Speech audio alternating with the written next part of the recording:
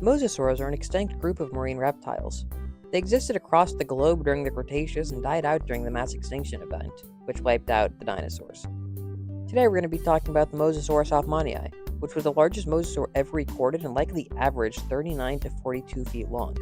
However, the longest ever recorded may have been up to 57 feet.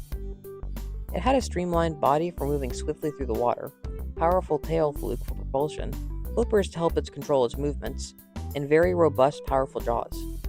It also had conical teeth for catching slippery prey, similar to dolphins, sperm whales, orcas, and sea lions, amongst others.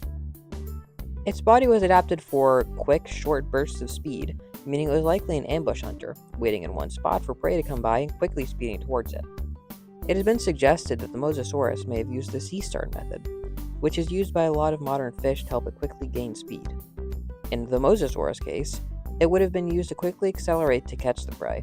The method entails bending their body into a sort of C shape and pushing off the water with the side of their bodies.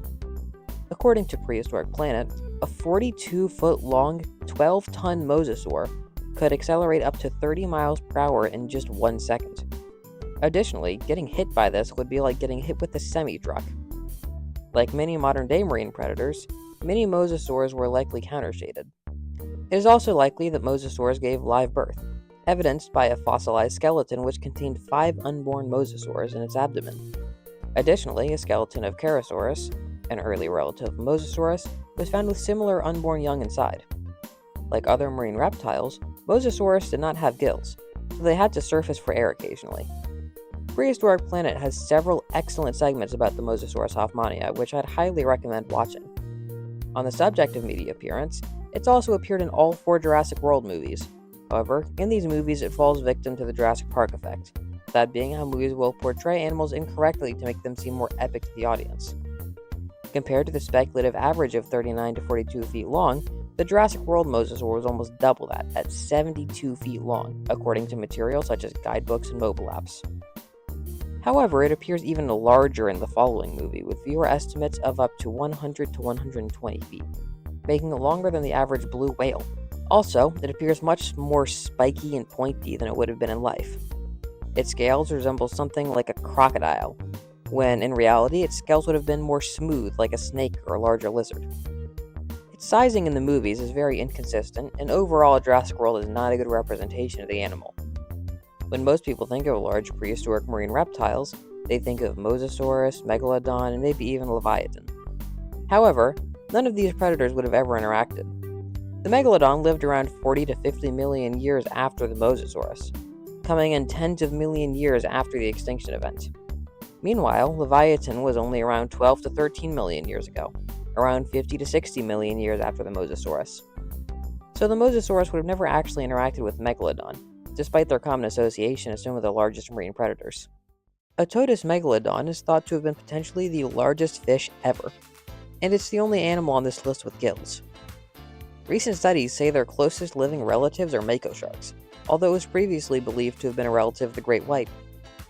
Before 2024, it was thought that they could reach a length of 50 to 65 feet long, much longer than the average mosasaur size estimate. However, a 2024 study suggested that their body shape was different than previously thought, making them more elongated. The study estimated them at a maximum of potentially 80 feet long, making it longer than the New York City Christmas tree. Due to the fact that most sharks give live birth, including their relatives, the mako sharks, it can be assumed that megalodons also likely gave live birth. However, there is no fossil evidence to back this up, unlike Mosasaurus. It seems that they may have used nurseries for their young, evidenced by many teeth of younger megalodons in different stages of development which were found in a close area. While adult megalodons would have had no predators, they likely competed with the next animal we'll cover, Leviathan. Despite being in competition for prey in space, they likely would have tried to avoid interactions. Similarly to the Mosasaurus, the Megalodon had its share of media portrayals. Its most prominent appearances have been in The Meg 2018 and The Meg 2 2023. These films portrayed it inaccurately to the understanding at the time, estimates putting it at 75 feet in the film. In 2018, this would have been 10 to 20 feet larger than it should have been.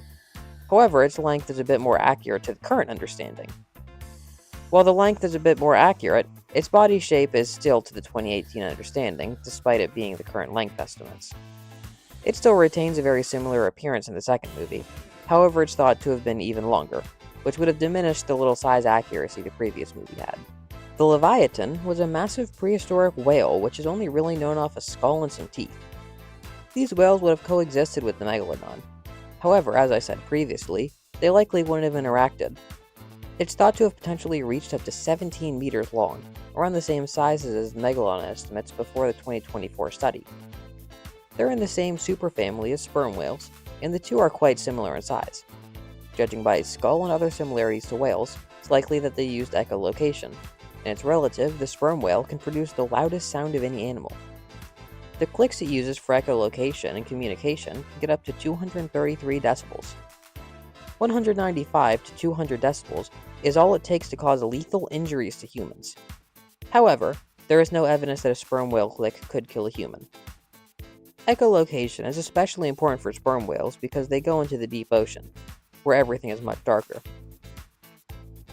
It has been considered that these clicks could even stun prey at very close ranges, however this is not proven. One big difference between sperm whales and the Leviathan comes from their prey. As I said, sperm whales visit the deep ocean. This is so that they can hunt large squids.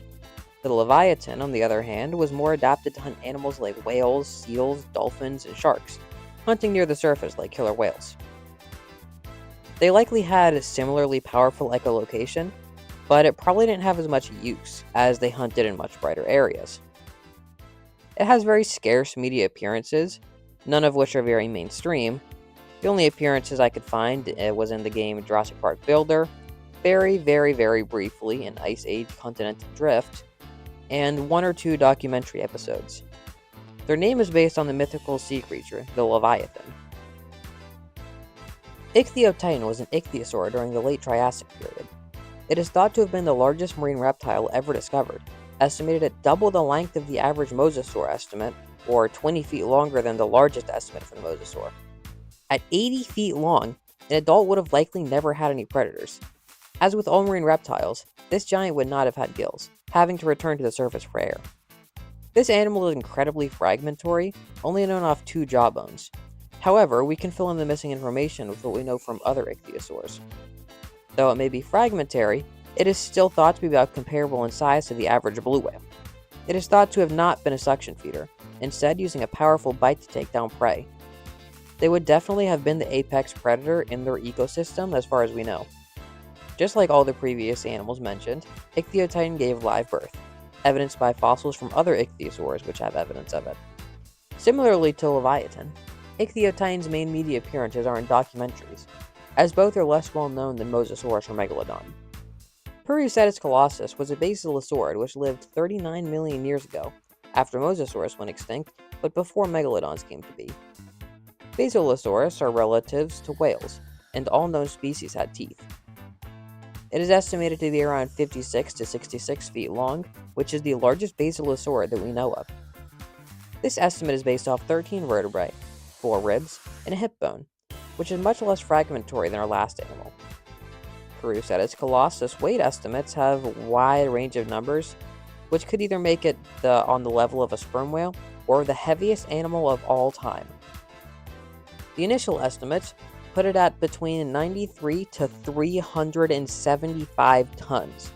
For comparison, the average adult blue whale weighs around 110 tons, while the largest ever recorded is 190 tons. But these estimates have been revised recently, and it is now believed that this animal was only about 60 to 70 tons, which is about on the level of a sperm whale. If the initial estimates were to be believed, it would easily be the heaviest animal ever, despite being a decent bit smaller than a blue whale. The updated estimates are much more likely, as it is in similar size to a sperm whale. There are several theories as to what this animal may have eaten. One idea is that it was a suction or filter feeder, and another that it could have even been herbivorous. However, these theories are mainly out there because we don't have any fossils containing a head, so we don't know exactly what its teeth and mouth look like. However, I'm pretty sure these theories were crafted before the study, suggesting it weighed much less. Periocetus colossus would have been extremely slow if it was as heavy as the highest estimates speculate, and it likely wouldn't have been able to chase after prey if it were that slow. With the revised weight, it would make a lot more sense to have it as an active pursuit or ambush hunter, like other basilosaurs were.